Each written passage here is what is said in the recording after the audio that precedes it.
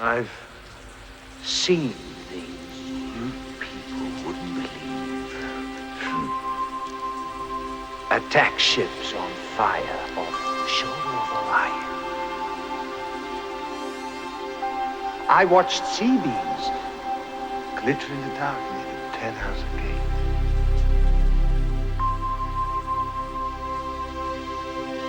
All those moments will be lost in time, like tears in the rain. Jim Morrison, 27 de junho de 1970. Entrevista com Tony Thomas na CBC Radio, Canadian Broadcasting Corporation. Transcrição completa da entrevista. Jim, o que os jovens adoram hoje em dia? Em que eles acreditam? No que eles se apegam? O que eles esperam? Não posso falar pelos jovens, mas provavelmente acho que seriam as mesmas coisas que eles sempre celebraram. Apenas uma espécie de alegria da existência, autodescoberta, liberdade, esse tipo de coisa. Bem, sempre existiu uma lacuna de gerações em todas as épocas, mas a lacuna agora parece ser muito mais uma divisão definitiva. Os jovens hoje parecem sentir e pensar de forma diferente. O que você acha que causou isso? Bem, possivelmente poderia ter uma base estritamente sociológica. Poderia ser que a chamada lacuna de gerações fosse resultado de apenas um número maior de jovens. Acho que aconteceu depois da Segunda Guerra Mundial. Acho que algo como mais da metade da população dos Estados Unidos hoje tem menos de 18 anos de idade, ou algo assim. Politicamente e filosoficamente, os jovens de agora parecem ter ideias muito definidas sobre o establishment, antigos sistemas de governar as pessoas e atitudes morais. Quando eu estava no ensino médio e na faculdade, o tipo de protesto que está acontecendo agora era totalmente inaudito. Naquela época, ser adolescente, ser jovem, não era realmente nada. Era uma espécie de estado de limbo, e acho incrível que, nos últimos 5 anos, o que aconteceu foi que os jovens se tornaram cada vez mais conscientes do poder e da influência que têm como grupo. É realmente incrível. Surpreende você que haja tanta revolta nos campos deste país contra Washington e suas políticas? Realmente me surpreende, porque, como eu disse antes, quando eu estava crescendo, quando estava na escola, isso era totalmente inaudito. Os estudantes realmente não tinham poder. Mas, se você olhar para trás na história, parece confirmar o fato de que toda a revolução começou com estudantes e se espalhou para os trabalhadores. E não estou prevendo que haverá uma mudança drástica neste país, mas todos os indícios estão aí. A vida parece ter se tornado mais evoluída e complexa. Estamos nos tornando computadorizados e desumanizados nesse processo, e isso me incomoda. Eu me pergunto como isso incomoda você e a sua geração. Parece realmente haver uma tendência em direção a um retorno a um tipo de visão primitiva da vida, uma atitude mais tribal, e acho que é uma reação natural à industrialização. Mas, infelizmente, acho que é meio ingênuo, porque acho que o futuro se tornará cada vez mais mecanizado, computadorizado, como você diz, e não acho que haja caminho de volta. Trata-se apenas de descobrir uma maneira de surpreender e prosperar nesse tipo de sociedade. Não acho que haja qualquer chance de voltar, e veja bem, também o estilo de vida hippie é, na verdade, um fenômeno de classe média, e não poderia existir em nenhuma outra sociedade a não ser na nossa, onde há um excesso incrível de bens, produtos e tempo livre. Acho que essa é a razão para isso.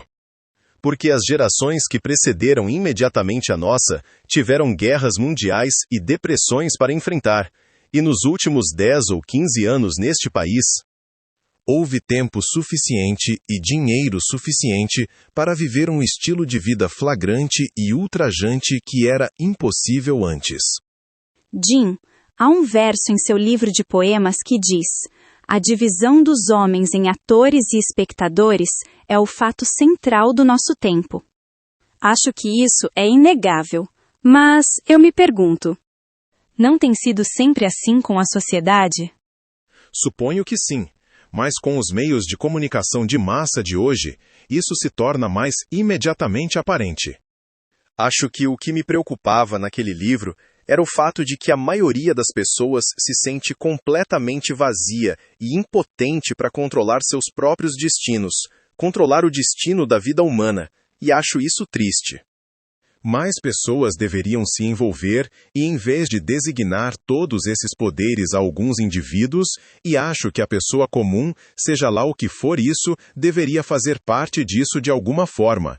E acho que todos sentem que os acontecimentos simplesmente acontecem sem o seu conhecimento ou controle. E acho que é uma das tragédias do nosso tempo. E suponho que sempre tenha sido assim. Mas agora se tornou muito óbvio. E decisões são tomadas por você, nas quais você não tem participação alguma. Eu apenas lamento o fato de que tantas pessoas estejam contentes em viver uma vida muito silenciosa, educada e ordeira, enquanto tantas injustiças óbvias estão acontecendo, e elas simplesmente parecem ignorar de alguma forma, ou não se importar. Elas apenas deixam acontecer sem nunca se envolver. Acho isso triste. Jim, em relação à sua teoria de que as pessoas deveriam se envolver mais na vida e, assim, aproveitá-la mais, você escreveu um verso de poesia que diz: o espectador é um animal moribundo. Isso não é um pouco contraditório com o que você disse anteriormente? Não. Tem a ver com essa mesma divisão entre o ator e a plateia.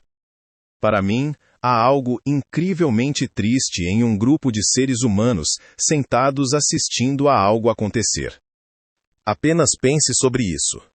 Eu amo filmes tanto quanto qualquer outra pessoa, mas o espetáculo de milhões e milhões de pessoas sentadas em cinemas e na frente de aparelhos de televisão todas as noites, assistindo a uma reprodução de segunda ou terceira mão da realidade, essa mesma realidade que está no mundo real, bem ali na sala de estar deles, ou bem ali na rua, ou em algum lugar do quarteirão. Acho que é uma ferramenta para sonambulizar ou hipnotizar as pessoas em uma espécie de sono acordado, mas acho que a maior influência na próxima década, ou algo assim, serão as pessoas. Não sei como você as chamaria, exceto talvez os conectores. As pessoas que são capazes de reunir massas, enormes massas de pessoas, em um único lugar, como testemunhamos nos festivais pop nos últimos 2 ou 3 anos.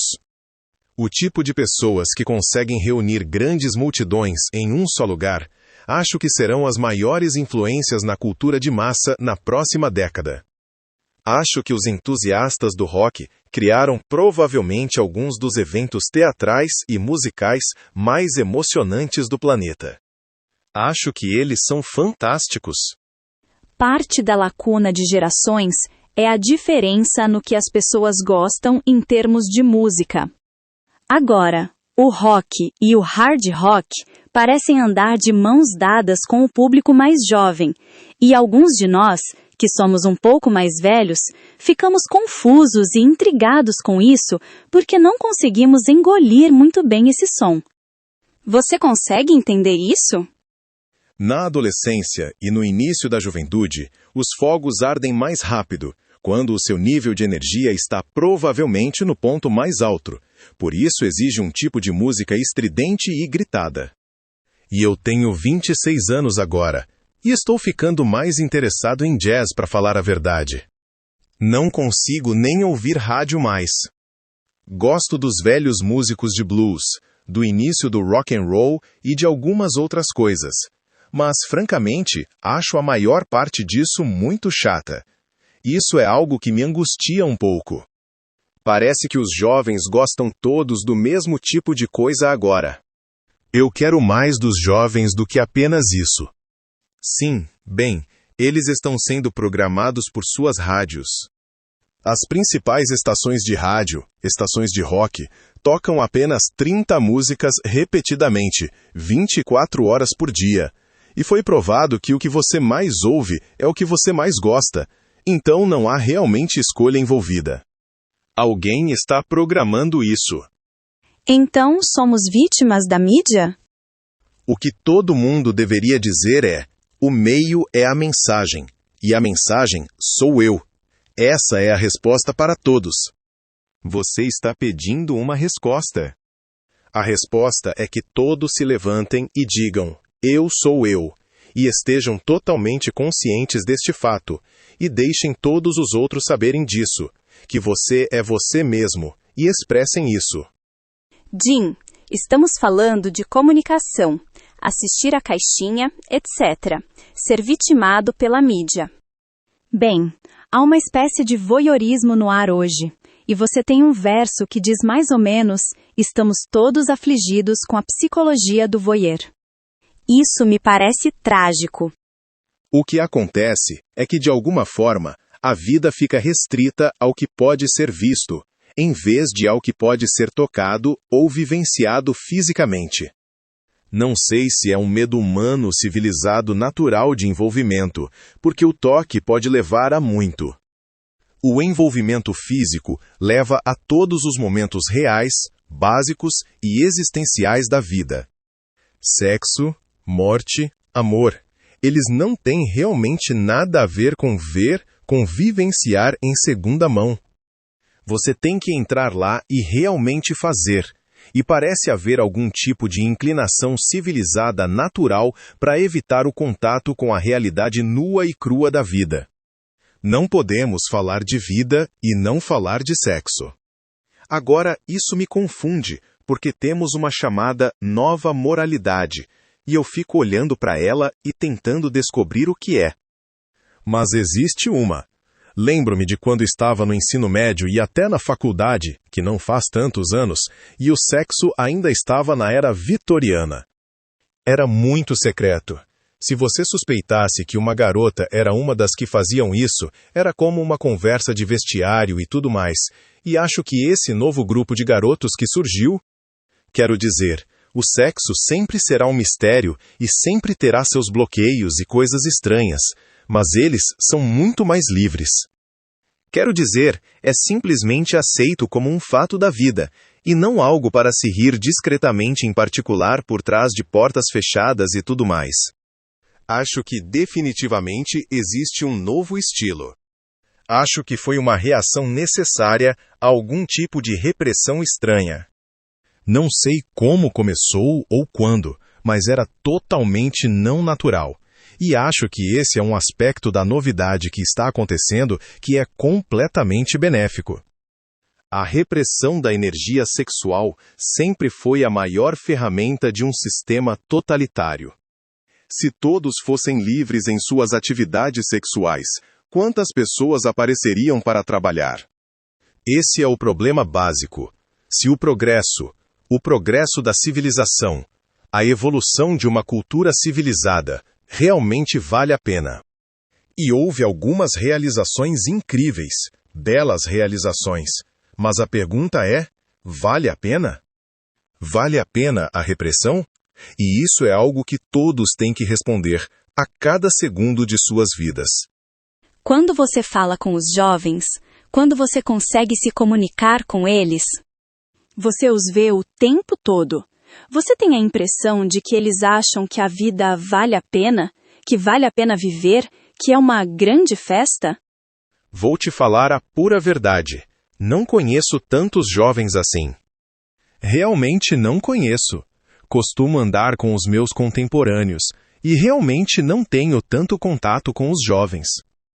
Bem, você tem 26 anos. Você é jovem para mim. Sim, mas já passei da idade.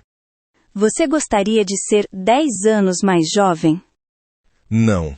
As gerações agora acontecem a cada ano, ou talvez a cada mês, em vez de. Costumava ser 10 anos ou algo assim, Mas acho que as coisas estão mudando tão rápido que há uma nova geração a cada ano, pelo menos. Jane, não acho que haja nenhum assunto que defina melhor a Revolução Jovem do que o tema da guerra.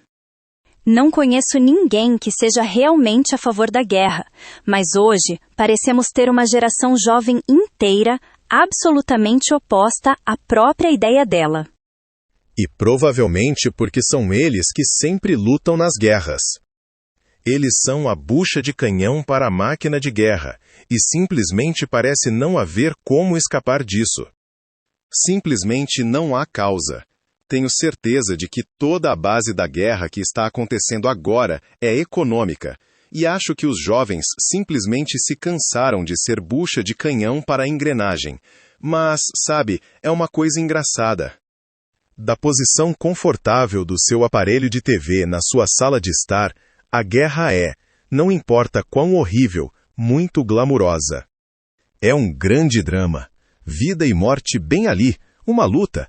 E estamos todos infectados desde a infância, com criancinhas correndo por aí brincando de guerra e brincando de cowboy e índio ou o que quer que seja. Está simplesmente enraizado em você desde o início que há algo heróico em se provar na batalha e todo esse tipo de coisa. O próprio conceito de herói parece ter mudado nestes últimos anos.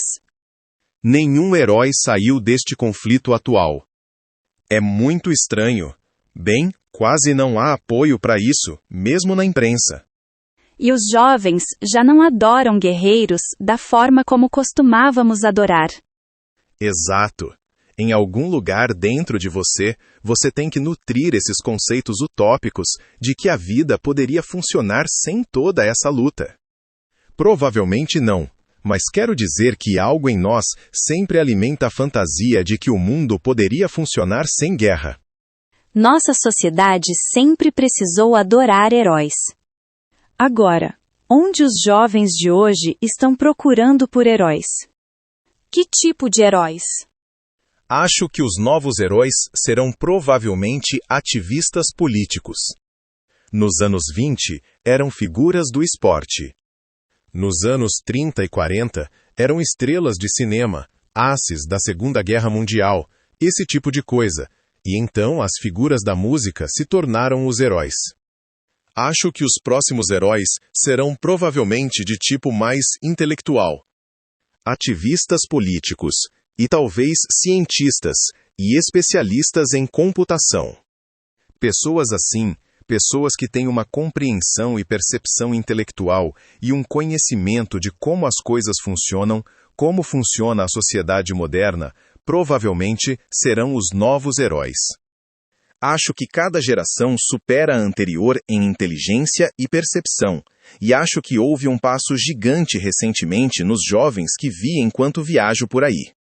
Embora sejam muito jovens e ingênuos de várias maneiras, acho que eles têm uma inteligência e uma percepção incríveis dos acontecimentos que superam de longe as pessoas com quem cresci. Gosto de ser pessimista, mas acho que, pelo que vi, eles estão muito melhor equipados para lidar com o que está por vir. Bem, eles terão que estar. Jim, ao falar sobre a vida hoje, temos a questão das relações sexuais, a relação entre homens e mulheres. E todos nós nos perguntamos o quanto ela mudou. O papel do homem na vida moderna e o papel da mulher na vida moderna. Temos até uma coisa horrível chamada unissex, que me apavora. Você acha que há tanta diferença no estilo de vida afetando a relação homem-mulher hoje? Bem, quando você olha para a história, parece ser cíclica. Houve muitos períodos na história em que as mulheres foram a principal influência controladora na vida, sociedades matriarcais e todo esse tipo de coisa. Acho que as mulheres estão se tornando cada vez mais importantes. É uma coisa ridícula tentar falar sobre isso em termos tão simples, mas acho que a influência das mulheres está se fazendo sentir cada vez mais. Não tenho certeza se posso me estender sobre isso, mas acho que você entende o que quero dizer. Acho que essa viagem do unissex é realmente uma fuga. O que está acontecendo é que a vida está se tornando cada vez mais feminilizada, de modo que o homem agora é menos masculino porque não tem necessidade de ser muito masculino. Sim, isso é verdade. Sim, não há fronteiras para conquistar ou caçar e pescar e tudo mais. Não é uma questão de sobrevivência básica. Acho que a vida está se tornando cada vez mais feminilizada. E mais suave para os homens. Você acha que isso é bom? Claro. Por quê? Bem, acho que as mulheres realmente levam vantagem sobre os homens em tudo. Eu realmente acho que elas tinham a ideia certa. Qual seria? Menos inclinação para intelectualizar as coisas e para a necessidade de formalizar e idealizar a vida, e simplesmente aceitá-la e vivê-la. Nós tendemos a pensar nas mulheres como sonhadoras e românticas, mas, se você pensar bem, a maioria dos românticos e idealistas são homens. Isso é muito verdade. Você acha que isso vai mudar? Acho que é cíclico, mas acho que em um sistema altamente complexo e industrializado no qual estamos engajados, as máquinas tomam o lugar de uma luta diária séria pela sobrevivência, e quando isso desaparece, então ocorre um aumento da feminilização. Bem, você é um estudante de cinema. Você estudou cinema na UCLA e uma das coisas que você escreveu sobre o cinema é esta. É errado supor, como alguns fizeram, que o cinema pertence às mulheres. O cinema é criado por homens para a consolação dos homens. Você poderia ampliar isso? Bem, quem faz todos os filmes? Quem comanda a cabine de projeção?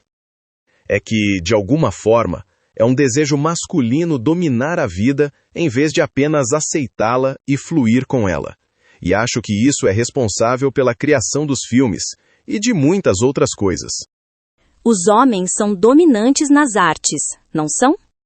Como escritores, compositores, atores, quase tudo. Sim, há pouquíssimas artistas mulheres. Você acha que elas são sábias em ficar fora disso? Sim, acho que sim, embora seja uma contradição, porque estou totalmente preso ao jogo da arte. Mas as mulheres têm menos necessidade de restabelecer uma conexão com a vida, porque elas são a própria vida.